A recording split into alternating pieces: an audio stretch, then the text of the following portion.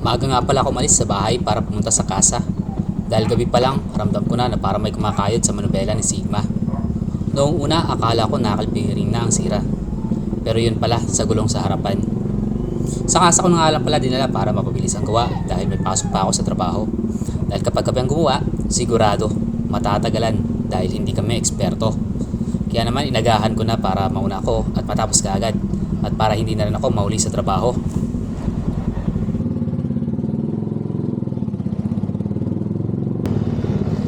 Sakto, pagdating ko, wala pa masyadong tao dahil kabubukas pa nga lang nila.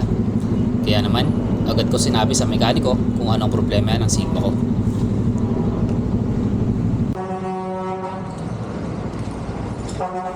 Noong una, medyo nahirapan tagalin ang axle ng gulong ko dahil sa sobrang tigas na. Pero dahil magagaling mekaniko dito, ay nagawa na agad ng paraan at tatanggal din naman nila kaagad.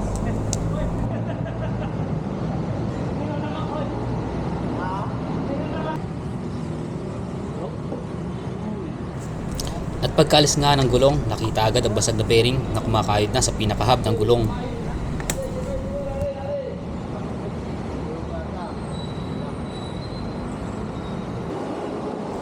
Kaya agad ako bumili ng bagong bearing na pamalit. Kaya lang, wala silang stock. Kaya pumunta ako sa pinakamalapit na shop. 6302 nga pala ang sukat ng bearing na binili ko. Dalawa na dahil pares na natin pinapalitan para sigurado. Nilagyan na ng grasa ang pinaka-hub para swabe na lang kapag nilagay ang bearing mamaya.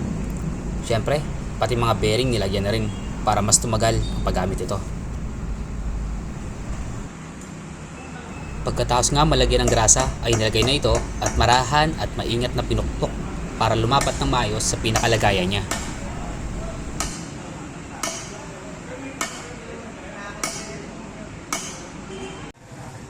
At ganoon din sa kabila, parehas na proseso lang, marahan na pinukpok at inilapat ng maayos yung bearing para sigurado na mas tatagal ito.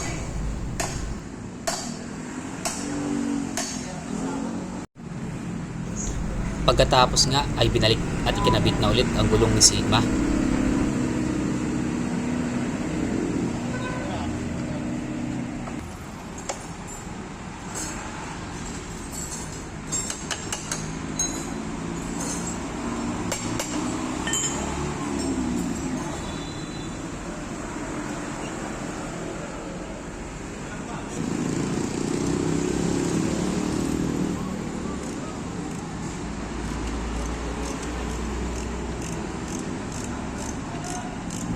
Pagkatapos nga mapalitan ang bagong bearing at may kabit muli ang gulong ni Sigma, ay umuwi na rin ako dahil papasok pa ako sa trabaho.